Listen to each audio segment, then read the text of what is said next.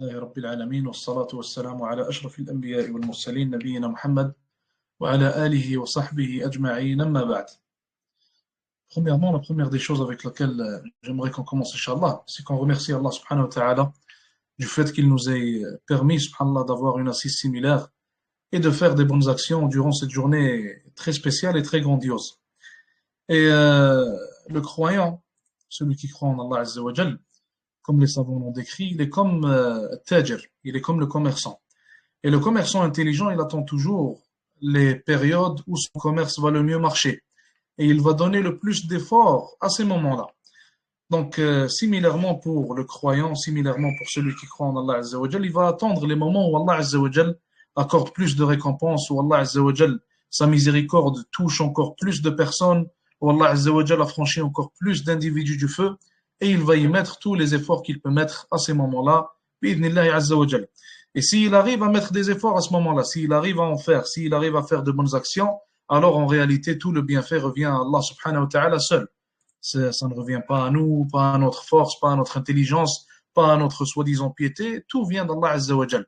Et en réalité, la première des choses qu'on devrait faire à ces moments-là, lorsqu'on voit qu'Allah Azza wa Jal nous a accordé un certain tawfiq, un certain succès, alors on le remercie subhanahu wa ta'ala.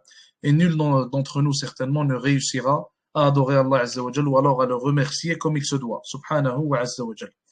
Donc ça, c'est la première des choses. La deuxième des choses, c'est qu'il faut toujours avoir la bonne intention et se rappeler qu'on est dans une journée grandiose. Donc la bonne intention, certainement, elle est nécessaire pour que les actions soient valides, pour que la récompense donc nous soit accordée. Donc on n'oublie pas la bonne intention, bi'idhnillah azza wa jal. Donc on était rendu au huitième point. Le huitième point donc qui est intitulé devant nous, qui assumera la propagation du mal devant Allah azza wa jal. Et lorsqu'on parle de la propagation du mal, on en parle donc à petit niveau ainsi qu'à grand niveau. Lorsque je dis à petit niveau, donc on parle du mal qui est propagé, par exemple, dans des quartiers, ou alors par exemple dans des villages, par exemple dans des villes, par exemple même voire dans des pays entiers. Et lorsqu'on en parle à grande échelle, eh bien on parle du mal qui est propagé mondialement parlant. Et ça devient plus facile à comprendre aujourd'hui à notre époque, nous qui ayons vu donc les réseaux sociaux devant nous, l'internet. Et nous qui sommes aujourd'hui, subhanallah, dans un monde qui est vaste, mais qui est devenu, subhanallah, comme une seule ville, comme le décrivent certains.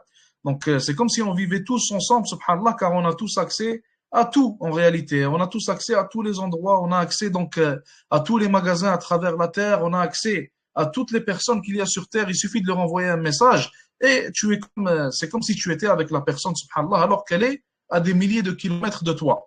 Donc, on est dans un grand monde, mais il est devenu petit en quelque sorte avec l'Internet.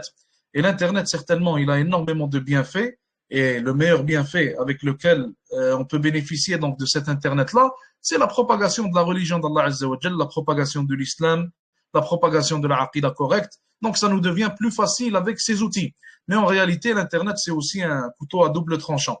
Donc, si on l'utilise mal, et malheureusement aujourd'hui, la plupart de l'humanité l'utilise mal, eh bien, on aura le résultat qu'on a devant nous. La propagation des turpitudes, la propagation des péchés, etc. Donc, le mal qui est propagé, que ce soit à petite échelle ou alors à grande échelle, qui est-ce qui va l'assumer devant Allah subhanahu wa ta'ala? La première des choses qu'on doit comprendre, c'est l'asl dans les sociétés ou alors dans les endroits.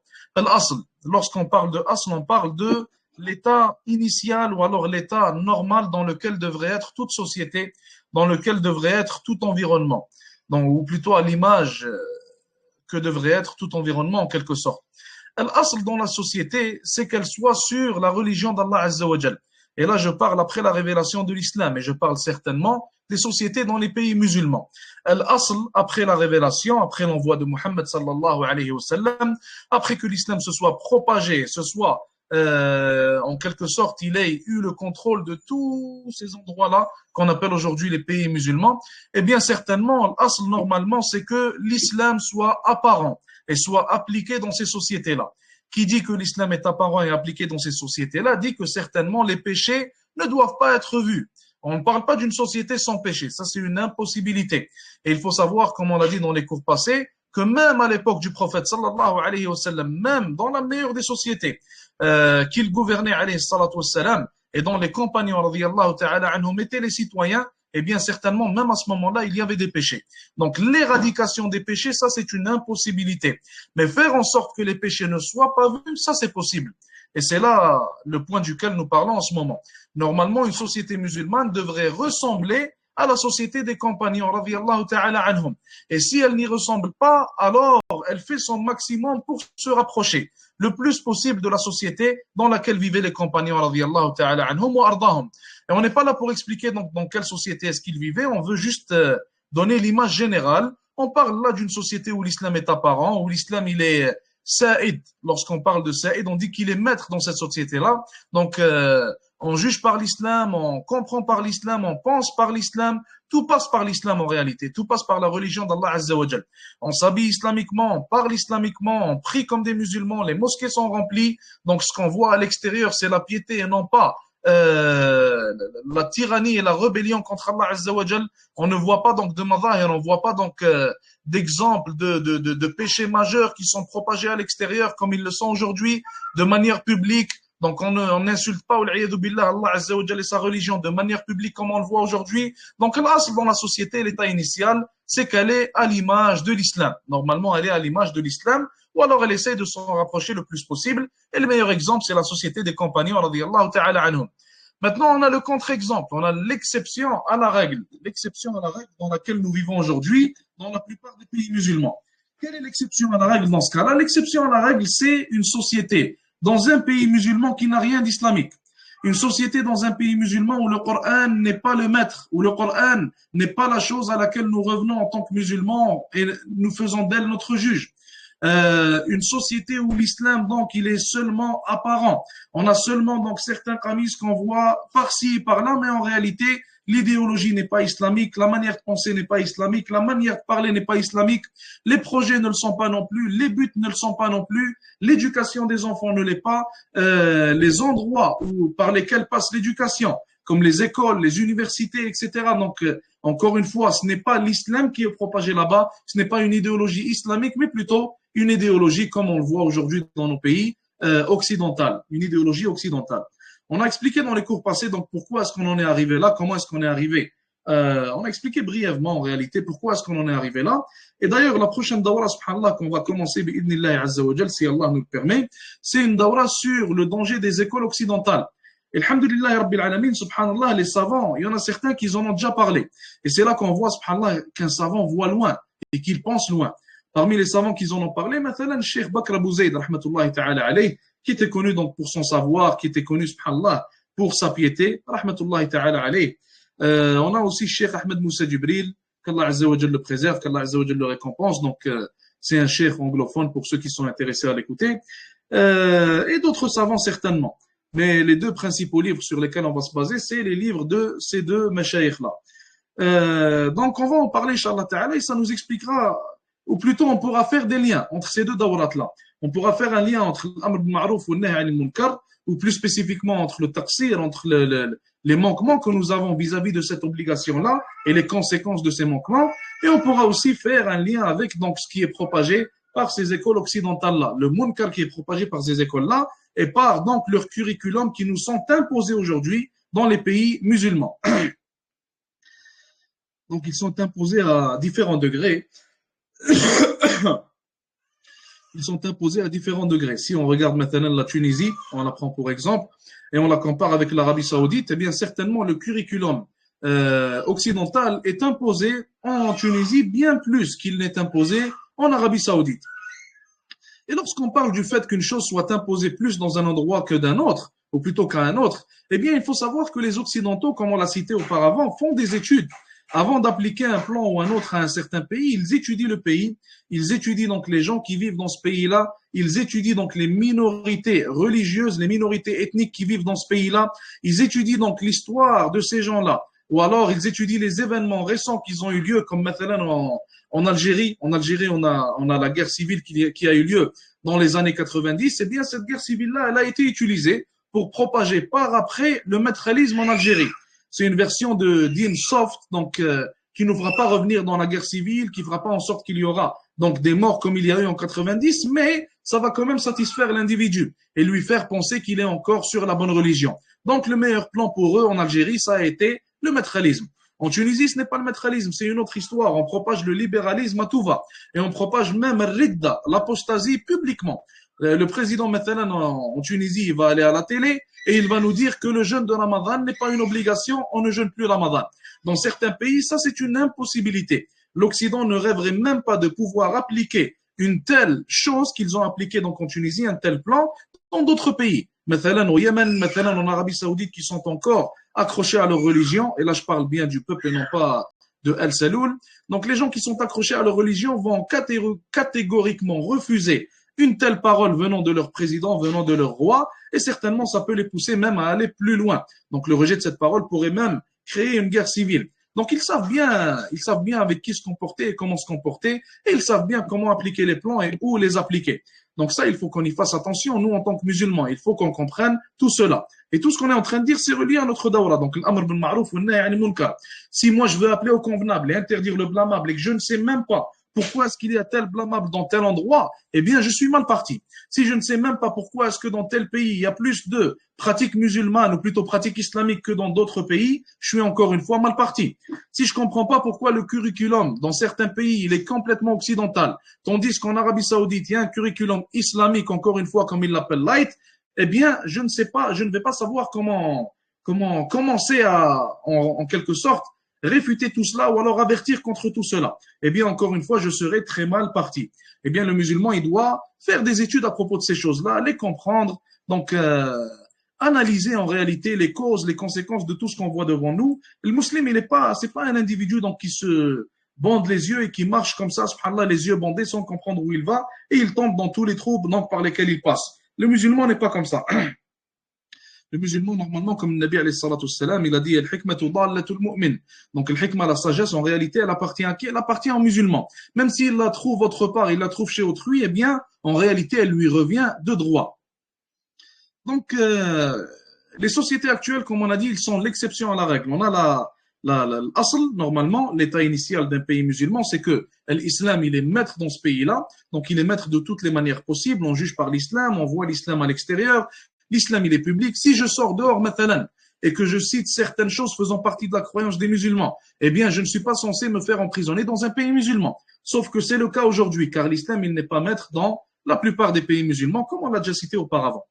Bref, donc l'exemple des sociétés actuelles islamiques, eh bien, on voit que les gens prétendent l'islam, mais ils sont loin de la croyance islamique, loin de la pratique islamique, loin de voir donc l'environnement islamique qu'on devrait voir. Le Coran, il n'a rien à voir donc dans la vie des gens, si ce n'est par la récitation. Donc, on récite le Coran lorsque Ramadan vient, on récite le Coran lorsqu'il y a certaines occasions, mais lorsqu'on va, on va avoir un problème avec autrui, eh bien, on ne va pas revenir au Coran, on ne va pas revenir à la charia, on ne va pas revenir au code pénal musulman, mais plutôt, on va revenir au code pénal du pays, donc X ou Y, dans lequel nous nous trouvons.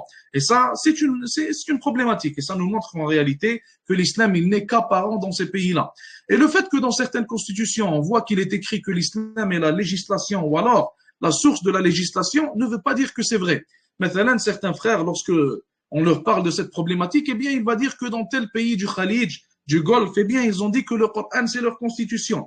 Eh bien, les paroles, en réalité, les paroles, en réalité, ne changent pas la réalité de la chose. Nous, pour savoir si la constitution de tel pays, c'est le Coran, eh bien, on va regarder, on va voir par quoi ils jugent, on va voir comment est-ce que leurs juges agissent, on va voir est-ce que leurs juges se basent réellement sur le Coran et les livres de fiqh, ou alors s'ils se basent donc sur telle loi occidentale, telle constitution occidentale, telle loi maintenant française importée de la France, etc.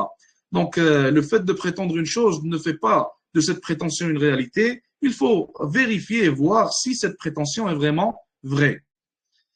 Donc maintenant, qui assumera le mal que nous voyons devant Allah Azza wa Jal, lorsqu'on va être devant Allah subhanahu wa ta'ala, qui est-ce qui va assumer tout ce mal-là, qui est-ce qui va assumer toute sa propagation?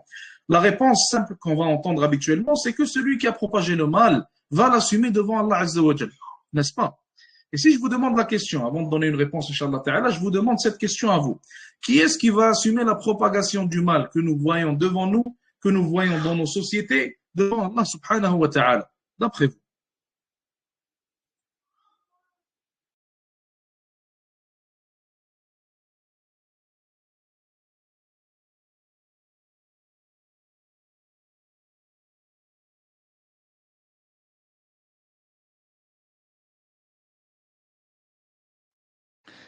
nous tous, c'est une bonne réponse, mais on veut.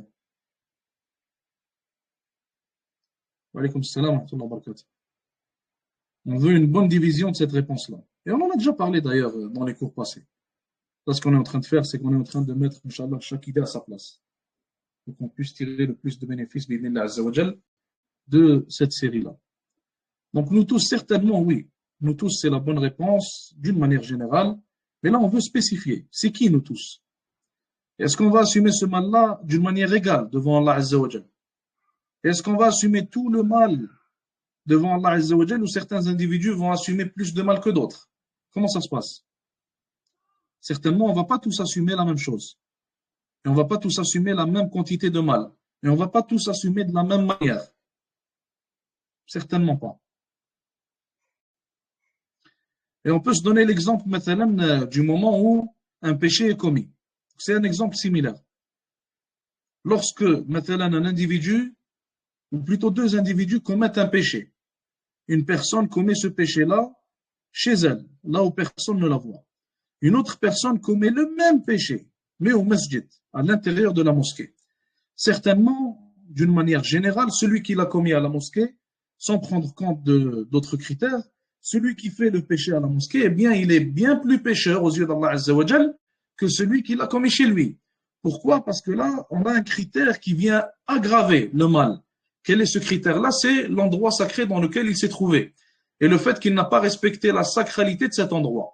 Tandis que l'autre, il était chez lui. Il n'y a aucune sacralité, c'est un endroit normal où il a commis un péché.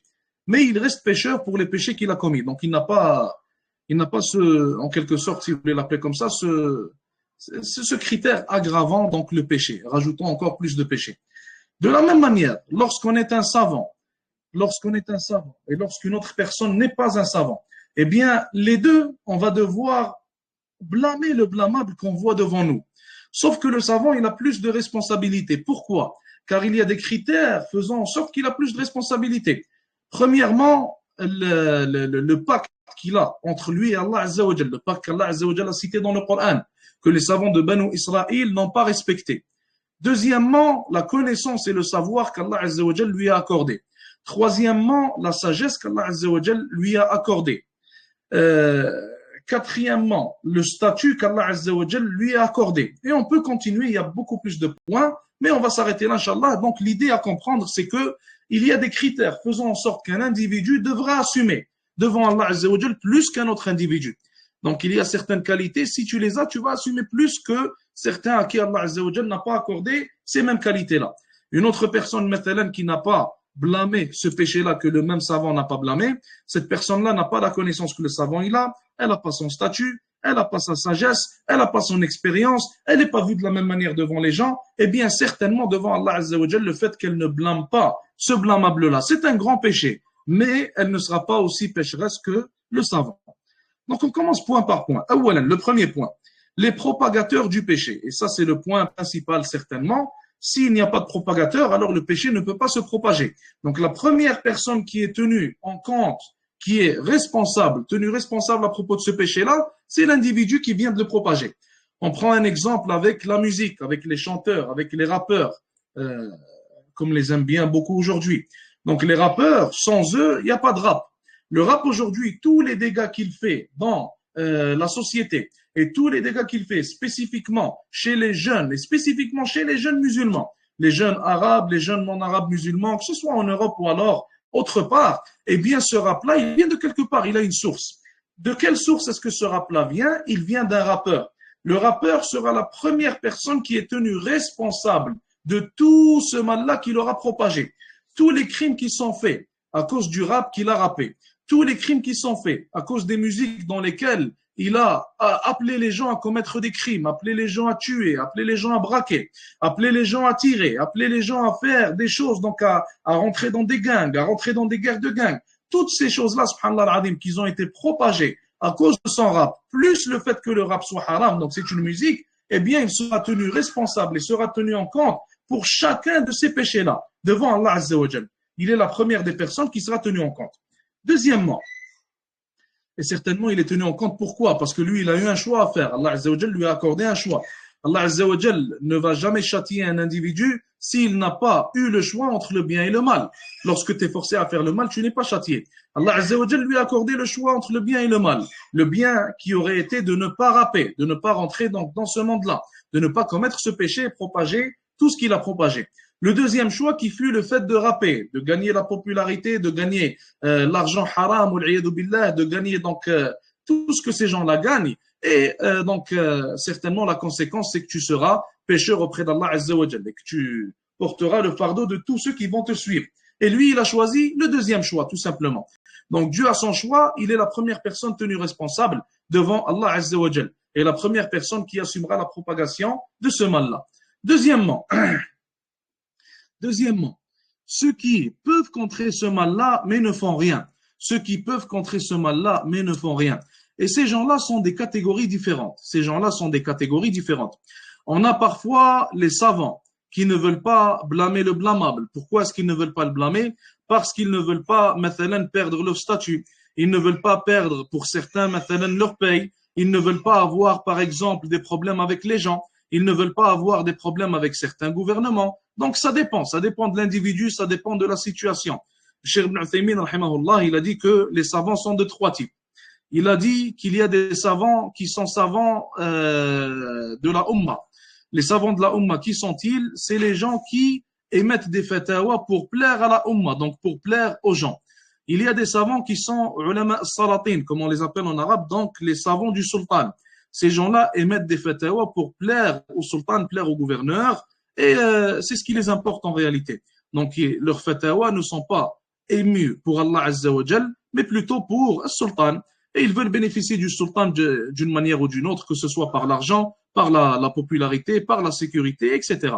Et il a dit dernièrement, troisième type, rahmatullah alayhi, il a dit le troisième type de savants, c'est ulama ul milla, les savants de la milla. Ce qui les importe en réalité, c'est la milla, c'est la voie de l'islam. Ce qui les importe, c'est la religion d'Allah Azza wa Jal. Ils émettent des fatawa pour propager l'islam, pour défendre l'islam. Ils émettent des fatawa pour faire en sorte que la parole d'Allah Azza wa Jal soit la plus haute. Ils émettent des fatawa pour défendre l'opprimé. Ils émettent des fatawa pour blâmer le blâmable, sans avoir peur de tel individu, de tel gouverneur, de telle personne, de telle société, de leur réputation ou de quoi que ce soit. Et habituellement, ces savants-là, c'est ceux qui font face au plus donc de mal de la part des gens, de la part des gouverneurs, de la part même de gens qui prétendent les suivre ou prétendent être sur le même chemin, etc. Et ça, on va en parler, Inch'Allah Ta'ala, dans un prochain cours. Donc, ça, c'est le troisième type de savant. Le troisième type de savant, on va voir qu'il blâme le blâmable et que, certainement, par conséquence, ils vont goûter aux conséquences de ce blâme-là qu'ils font. Et on voit que la plupart des autres, eh bien, ils ne blâment pas ce blâmable.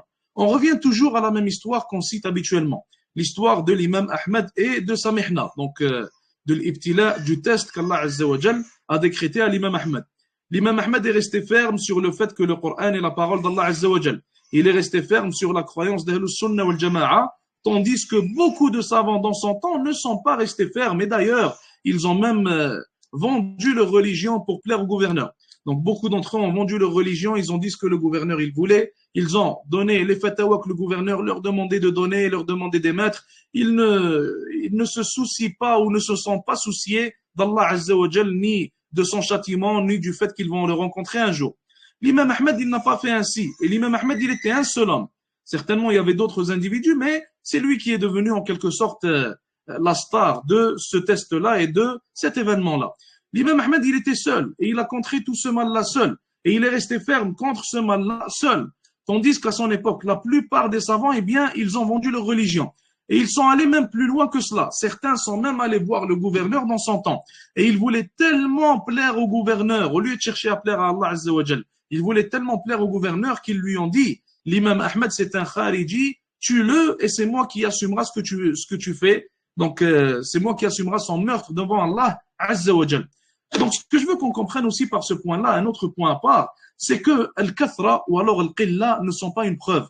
Le fait que beaucoup de gens suivent une voie, ou alors que peu de gens suivent cette voie-là, ça, ce n'est pas une preuve. La preuve est tirée du Coran et de la Sunna. Si la voie est en accord avec le Coran ou la Sunna, alors marhaban. Alors cette voie-là, Inch'Allah Ta'ala, c'est la bonne. Mais s'il y a beaucoup de gens qui suivent une voie, ça ne veut pas dire que c'est la bonne. Et s'il n'y a pas beaucoup de gens, ça ne veut pas non plus dire que c'est la bonne. Aujourd'hui, lorsqu'on dit aux gens que, en Arabie Saoudite, mathalan, les réformateurs, les savants, ceux qui disent le haqq, ceux qui disent la vérité, sont emprisonnés car ils disent la vérité, eh bien, la première des choses qu'ils disent, ils disent, mais regarde tous ces chouyours-là qui ne sont pas en prison.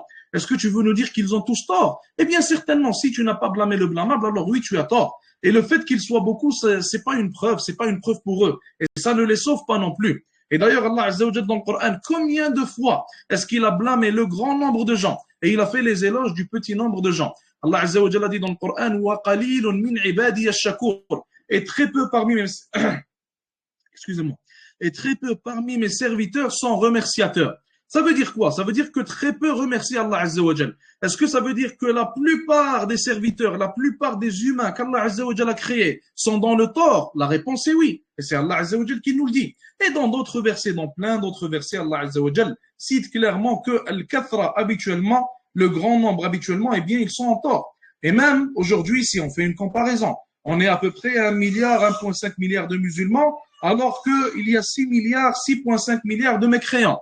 Est-ce que ça veut dire que tous ces mécréants-là sont en tort et que le petit nombre de musulmans sont sur la bonne voie? La réponse est oui. La plupart d'entre les musulmans ne prient pas. Est-ce que ça veut dire que le petit nombre de musulmans qui prient et le grand nombre de muslimines, ou alors si on les appelle des musulmans, certainement, celui qui délaisse la prière n'est pas musulman. Donc, est-ce que la plupart de ceux qui ont délaissé la prière ne sont pas musulmans, tandis que ce petit nombre sont les musulmans? La réponse, encore une fois, c'est oui, tout simplement. Donc, il ne faut pas avoir peur ou alors être intimidé par le nombre ou alors par la popularité ou alors par la réputation ou quoi que ce soit. Ça, ce ne sont pas des preuves dans la religion d'Allah Azza wa Jal. Dans la religion d'Allah Azza wa Jal, ce qui compte, c'est la révélation, le Coran ou le Sunnah. On est en accord avec la révélation, on est sur le bon chemin. On n'est pas en accord, on est sur le mauvais chemin. Point. Tout simplement. Donc, on a dit que deuxièmement, ceux qui ne font rien pour contrer ce mal. Et là, on parle certainement de ceux ayant la capacité de contrer ce mal-là. On a dit qu'ils sont de différents types. Il y a des savants, il y a les gouverneurs, mathalan. Et le gouverneur, d'ailleurs, comme le prophète sallallahu alayhi wa sallam a dit dans un hadith, je ne me rappelle pas des mots exacts du hadith, mais il a dit qu'Allah Azza wa Jal, donc, son effet, donc l'effet ou la manière dont les gens le craignent grâce au gouverneur qu'il utilise, elle est bien plus supérieure que la manière dont les gens le craignent grâce au Coran. Qu'est-ce qui est voulu par là? C'est que, en réalité, le Coran, lorsque tu l'ouvres, lorsque tu le lis, le Coran qui est la révélation d'Allah Azza wa Jal, eh bien, tu as le choix de suivre la guidée qu'Allah Azza wa Jal t'a révélée dans le Coran ou de ne pas la suivre. Mais lorsqu'il y a une société musulmane, eh bien, certainement, le gouverneur va imposer les valeurs musulmanes sur la société. Donc là, il n'y a pas de choix. On va pas avoir maintenant quelqu'un qui va se dire je ne sais pas si je devrais sortir à l'extérieur, boire de l'alcool ou alors si je ne devrais pas le faire. Certainement, tu sors et tu le fais, eh bien, le gouverneur musulman, il va te punir pour cela. Et tu ne pourras plus le faire et certainement les autres gens ne le feront pas non plus car ils t'ont vu te faire punir. Mais dans une société actuelle, les sociétés musulmanes actuelles, les gens ont le choix. Malgré qu'ils connaissent le Coran, malgré qu'ils aient lu le Coran, ils ont le choix de suivre la guidée ou de ne pas la suivre. Ils ont le choix de sortir, boire de l'alcool dehors devant les gens ou de ne pas faire cela. Et personne ne va les punir s'ils le font. Donc le gouverneur, c'est un pilier important en réalité dans le blâme du blâmable et dans en réalité l'imposition de l'islam dans les sociétés musulmanes et des valeurs islamiques. Et c'est par cela d'ailleurs qu'on comprend la parole de l'imam Ahmed et de certains parmi les salafs où ils ont dit, donc l'imam Ahmed rahimahullah, il a dit, si j'avais une invocation que je saurais être exaucée, eh bien je la réserverai au gouverneur. Pourquoi il va la réserver au gouverneur? Car si le gouverneur il est bon et qu'il est sur le bon chemin, eh bien c'est ce bon chemin-là qu'il va imposer de par ses lois et de par son application de l'islam dans la société. Mais si le gouverneur il n'est pas bon et il est sur un mauvais chemin, comme les gouverneurs d'aujourd'hui, la plupart d'entre eux, eh bien il va t'imposer ses shahawat, il va t'imposer les désirs qu'il suit, il va t'imposer sa tyrannie, il va t'imposer donc son combat contre l'islam, comme ils le font dans les sociétés actuelles musulmanes. Donc ceux qui ne font rien pour contrer ce mal-là, certainement, seront tenus responsables devant Allah subhanahu wa ta'ala. Et si on veut prendre le meilleur exemple de ceux qui ont le mieux respecté cette responsabilité-là, eh bien certainement on revient toujours à la société des compagnons et on revient plus spécifiquement aux compagnons radiyallahu ta'ala anhum. À l'époque des compagnons, c'est une impossibilité qu'un individu sorte à l'extérieur et qu'il commette un péché publiquement à la vue de tous sans qu'il n'y ait de réaction. c'est impossible, c'est une impossibilité. Et d'ailleurs, subhanallah al-azim, même parfois, même lorsqu'il n'y avait pas de péché qui étaient commis, il y avait des compagnons qui se baladaient dans les marchés et qui rappelaient aux gens Allah Azza wa Jal, qui leur rappelaient la crainte d'Allah Azza wa Jal, qui les appelaient vers le convenable, qui leur interdisaient le blâmable. Donc en réalité, ceux ayant mieux appliqué cette obligation-là et ceux qui seront tenus, Inch'Allah Ta'ala, le moins responsables devant Allah Azza wa Jal, de par leur application, Inch'Allah Ta'ala, qui est très bonne, eh bien ce sont les compagnons, radiyallahu ta'ala anhum. Alors ils sont notre exemple dans le blâme du blâmable ainsi que dans l'appel au convenable. Et personne n'a fait cela mieux qu'eux. Et une bonne société, c'est une société qui a des gens qui sont comme les compagnons, radiyallahu ta'ala anhum, ou alors qui s'en rapprochent au maximum. Certainement, quand je dis qu'ils sont comme les compagnons, radiyallahu ta'ala anhum, aucun d'entre nous ne pourra atteindre le degré, ne serait-ce que du moins haut des compagnons, radiyallahu ta'ala anhum. Ça, c'est certain. Mais ce que je veux dire par là, c'est qu'on doit faire le maximum pour être à leur image, pour être à leur exemple et pour être le plus proche donc de leurs actions, de leur manière de faire, etc. Par après, on a une troisième classe de gens. Ceux qui ne font pas assez. Donc, on a ceux qui ne font rien. On a des gens qui sont, subhanallah, dans une certaine idéologie de je ne blâme aucun blâmable. Donc certains ayant étudié la religion, certains frères même qu'ils ont étudié pour de longues durées, subhanallah al-azim, Allah Azza wa Jalla leur a accordé une grande connaissance. Donc je vous parle là de frères ayant étudié 20, 25 ans la religion d'Allah Azza wa Jalla, qu'ils étudient encore d'ailleurs, et ayant étudié avec de grands savants. Mais malgré cela, subhanallah al-azim, ils sont soit intimidés par la société, ou alors intimidés par le nombre de foussards, subhanallah. Et en réalité, lorsqu'on y pense, lorsqu'on réflecte à propos de cela, les foussards, donc ceux qui commettent des péchés publiquement, ceux qui propagent leurs péchés dans les sociétés musulmanes, eh bien, eux, ils n'ont pas honte de propager ce qu'ils propagent. Tandis que ce qu'ils propagent est contraire en réalité au asl. C'est contraire aux valeurs sur lesquelles ont été bâtis ces pays-là, ont été fondés ces pays-là. Ces valeurs-là qui sont ceux de l'islam, ceux de la religion d'Allah Azza wa Jal.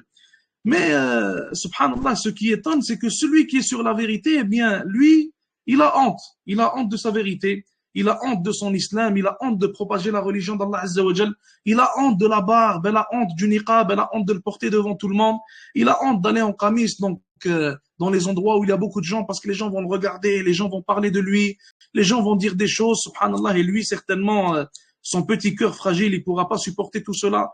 Eh bien, c'est pas avec des hommes pareils qu'une société musulmane sera bâtie. Et c'est pas avec des hommes pareils que l'islam va revenir, certainement pas. Ça, on va le mettre dans notre tête comme une qa'ida, comme une règle. C'est pas avec des hommes pareils que l'islam revient. L'islam reviendra avec des hommes qui assumeront l'islam. Comment tu veux le propager si tu ne l'assumes même pas? Comment tu veux propager l'islam si tu as honte d'ailleurs de l'islam?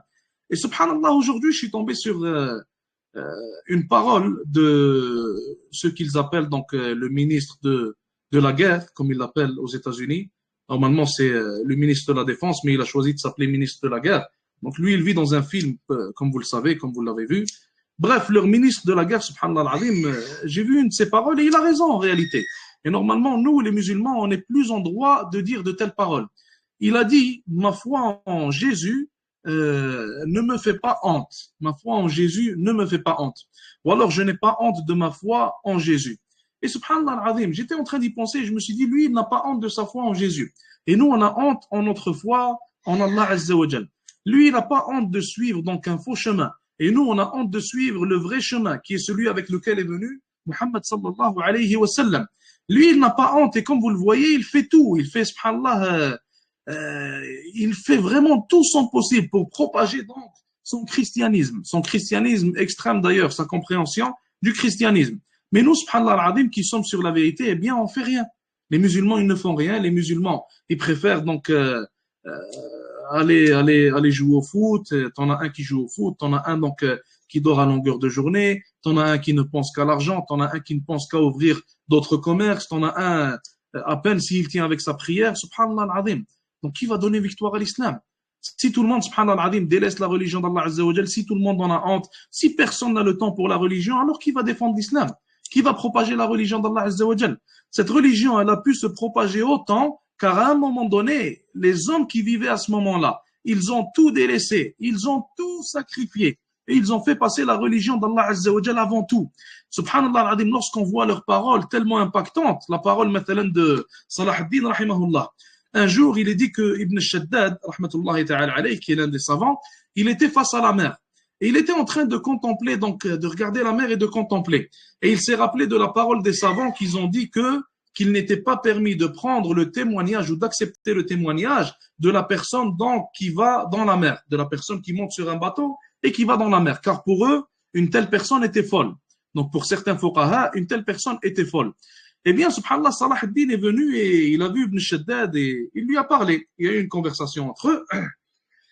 Salah ad-Din, excusez-moi, Salah ad-Din, rahimahullah, il a dit à Ibn Shaddad, il lui a dit à Ibn Shaddad, si je savais qu'il y avait des gens derrière cet océan-là, alors j'aurais, subhanallah, pris mon bateau et j'aurais dépassé cet océan jusqu'à ce que j'arrive à ces gens-là et que je leur propage l'islam, jusqu'à ce qu'il n'y ait plus autre divinité qui se fasse adorer sur cette terre, autre qu'Allah subhanahu wa ta'ala. C'est avec des motivations pareilles que l'islam se propage. C'est avec des hommes pareils, des montagnes en réalité qu'on devrait les appeler. C'est pas simplement des hommes. Des fois, subhanallah, l'une de ces montagnes-là, l'un de ces hommes-là, à lui seul, il changeait une société complète. L'un de ces individus-là, à lui seul, subhanallah, comme Mohammed ibn Abdul Wahhab, mathalan, rahimahullah, il a changé une péninsule complète, subhanallah. Ibn Taymiyyah, mathalan, jusqu'à aujourd'hui, de par ce qu'Allah Azza wa Jalla lui a accordé, puis par les efforts qu'il a fait et par la motivation qu'il avait, jusqu'à aujourd'hui, on parle de lui et on cite ses paroles et on utilise ses arguments idéologiques, subhanallah, comme s'il était vivant avec nous. Et jusqu'à aujourd'hui, Ibn Taymiyyah, rahimahullah, il gagne des débats contre les athées, contre les chrétiens, contre les innovateurs, comme s'il était vivant aujourd'hui, 700 ans après. C'est ça la motivation des hommes qui portent l'islam. C'est ça la motivation des hommes qui portent l'étendard de la ilaha illallah, Muhammadur Rasulullah. Et c'est avec des hommes pareils que l'islam va revenir comme il l'était. Et c'est avec des hommes pareils que Nabi alayhi salatu salam, il a eu la victoire à la bataille de Badr. Et c'est avec des hommes pareils qu'avant cela, Jalut alayhi salam, il a eu la victoire contre, plutôt Talut alayhi salam, il a eu la victoire contre Jalut avec très peu d'hommes encore une fois. Et c'est avec ce genre d'hommes-là que l'islam est propagé et que l'islam, il est victorieux. Ce n'est pas avec des gens qui ont honte de porter un qamis ou d'avoir une barbe, car son petit cœur ne va pas supporter les regards des gens. Certainement pas. Donc, ceux qui ne font pas assez, on revient à notre point, ceux qui ne font pas assez, et là, certainement, c'est différent du point précédent, on parlait de ceux qui ne faisaient rien, et il y a des gens qui ne font pas assez. Et certainement, ceux qui ne font pas assez, certains seront excusés, Inch'Allah Ta'ala, on espère, devant Allah Azza wa Jal, car aucun d'entre nous ne fait assez. Mais certes, il faut faire attention à cela. Certes, il faut faire attention à cela. Ce qu'on veut dire par ceux qui ne font pas assez, on parle de ceux à qui Allah Azza wa Jalla a accordé des capacités qu'ils n'utilisent pas pour la religion d'Allah subhanahu wa ta'ala. Un exemple, maintenant, je vous ai cité donc un frère qui a étudié une vingtaine d'années. Subhanallah al-Azim, ce frère-là, il peut être très bénéfique pour les gens, il peut faire énormément de cours, il peut enseigner énormément de choses. Il peut être une da'iya, donc un da'i, une personne qui appelle à Allah Azza wa Jal. Malgré tout cela, ce frère-là, il préfère s'enfermer chez lui et n'appeler à rien du tout, ne rien faire, ne faire aucun effort. Et certainement, un tel individu sera tenu responsable devant Allah Azza wa Jal. Allah subhanahu wa ta'ala va lui dire, je t'ai donné toute cette science-là et je t'ai accordé toute cette miséricorde en réalité sous forme de science. Eh bien, qu'est-ce que tu en as fait? Comment est-il possible que les gens, subhanallah al-azim, ils étaient noyés dans l'ignorance alors que toi, tu avais la solution qu'il leur fallait entre tes mains et tu ne l'as pas propagée et tu n'as rien fait avec. Les individus maintenant qui ont de l'argent parmi les musulmans, et là je parle de toute la Ummah, ceux qui ont de l'argent mais qui ne donnent pas cet argent-là, fi sabilillah, qui ne donnent pas ce qu'ils peuvent donner, qui n'aident pas maintenant les projets islamiques, les projets de la da'wah, les projets maintenant de réforme, les projets de ravification de l'islam chez les jeunes, les projets maintenant de talab al-ilm, les projets de tout projet donc bénéfique à l'islam et bénéfique donc au fait de faire revenir l'islam et faire revenir la société musulmane comme elle l'était. Eh bien, certainement, toutes ces personnes-là seront tenues responsables de leur manquement. Et un bel exemple qu'on pourrait donner, subhanallah al-azim, d'une personne qui ne sera, incha'Allah ta'ala, qui ne sera pas tenue responsable devant Allah Azza wa Jal, et on demande à Allah Azza wa Jal de le récompenser énormément. L'exemple de Zakir Naik. Zakir Naik, jazahullahu khayran. Donc Zakir Naik, on le connaît, c'est un grand da'i, il a fait énormément d'efforts, il a fait énormément de choses positives qu'Allah Azza wa Jalla le récompense. Et en plus de tout l'effort qu'il fait, subhanallah al-azim, eh bien, sachez qu'en secret, c'est un individu à qui Allah Azza wa Jalla a accordé énormément d'argent. qu'Allah Azza wa Jal lui mette la baraka dans cela. Et son argent, subhanallah al-azim, il l'a utilisé de la meilleure des manières, qu'Allah Azza wa Jal le préserve et le récompense. Eh bien, il donne énormément de son argent pour Tullab al-ilm, il donne énormément de son argent pour la da'wah, il finance énormément de projets islamiques et musulmans. Donc, c'est une personne qui, Inch'Allah Ta'ala, ne sera pas tenue responsable devant Allah Azza wa Jal, car lui, il a fait ce qu'il avait à faire. La personne qui a du temps, mais qui ne veut rien faire de son temps, qui veut passer son temps à jouer au foot, qui veut passer son temps à rencontrer ses amis, les sœurs qui ne font que faire des pique-niques, que se rencontrer dans les parcs, ne font rien. Donc pour l'islam, ne font rien. Pour les projets musulmans, les projets islamiques, les frères qui non plus ne font rien pour cela, ils passent leur temps à parler que de sport, à parler que de foot, à parler que de sorties, à parler que de voyages, à parler que d'avoir plus d'argent, et ils ne se soucient aucunement de l'islam. Et bien certainement, ces gens-là, toutes ces personnes-là seront tenues responsables devant Allah subhanahu wa ta'ala de leur manquement et de leur délaissement en réalité et de leur abandon de la religion d'Allah Azza wa Jal, car ça, c'est un abandon.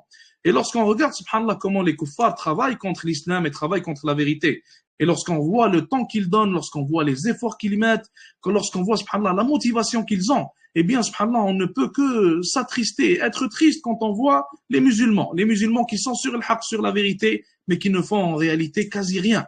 Et malheureusement, chez les musulmans, très peu de gens font des efforts. Et subhanallah al-azim, si l'islam n'aurait pas été la religion d'Allah Azza wa Jal, si ça n'aurait pas été la vérité, si ça n'aurait pas été soutenu et protégé par Allah subhanahu wa ta'ala, alors sachez que l'islam aurait disparu il y a longtemps. Il aurait disparu il y a longtemps car ces adeptes, subhanallah, ne veulent rien en savoir. Et je parle de ceux de cette époque-là, certainement. Les adeptes de l'islam auparavant, ils donnaient tout pour la religion d'Allah Azza wa Jal. Et les exemples sont nombreux, chez les compagnons ou alors chez autres que les compagnons. Et l'un des meilleurs exemples, subhanallah, c'est celui du compagnon, radiyallahu ta'ala anhu, qui venait de se marier. Et c'était, subhanallah, sa première nuit de mariage. Et lorsque le Nabi, alayhi salatu salam, il a appelé donc au combat, il a suivi le prophète, alayhi salatu salam, et il a tout délaissé et tout abandonné. Et il est devenu, bi'idhnillah azza wa jal, il est tombé martyr, incha'Allah ta'ala, durant cette bataille-là. Et un tel individu, donc si tu lui demandes est-ce qu'il a regretté cela, il va te dire que non. Et si c'était à refaire, il l'aurait refait 10 fois encore. Car pour eux, la première des choses qui passait avant tout, qui était en première position, en deuxième position et en troisième position, c'est l'islam, c'est la religion d'Allah Azza wa Jal. Et c'est ce qui nous manque malheureusement, c'est la différence qu'il y a entre nous et eux. Nous, l'islam doit s'adapter à notre vie, tandis que eux, leur vie s'adaptait à l'islam. Et c'est là toute la différence en réalité. Donc ceux qui n'en font pas assez, qu'Allah Azza wa Jal fasse qu'on n'en fasse pas partie, qu'Allah Azza wa Jal fasse qu'on ne fasse pas partie de ceux qui ne font rien non plus, qu'Allah Azza wa Jal fasse qu'on ne fasse pas partie de ceux qui propagent le mal non plus, et qu'il fasse bi'idnihi Azza wa Jal qu'on fasse partie de ceux qui appellent au convenable, blâment le blâmable, et qui respectent leurs responsabilités qu'ils ont vis-à-vis d'Allah subhanahu wa ta'ala et vis-à-vis de sa religion. Donc on s'arrête là pour aujourd'hui, Inch'Allah. Est-ce qu'il y a des questions? Est-ce qu'il y a des commentaires?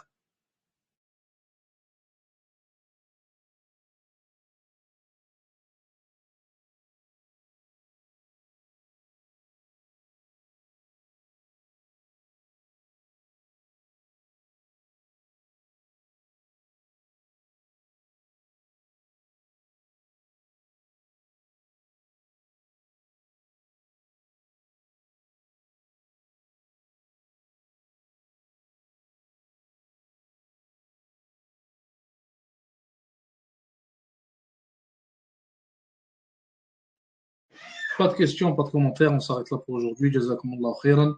N'oubliez pas d'invoquer Allah Azza wa Jal pour tous les musulmans, pour la Ummah, pour ceux qui sont opprimés, pour ceux qui sont emprisonnés injustement, pour les mashayikh, pour tous ceux qui travaillent pour la réforme des musulmans, qui font la da'wah, tous ceux qui travaillent donc pour le bien de l'islam et des musulmans, et pour tous les musulmans d'une manière générale. Jazakumullah khairan wa sallallahu wa sallam wa baraka ala nabiyyina Muhammad. Wassalamu alaikum wa rahmatullahi wa barakatuh.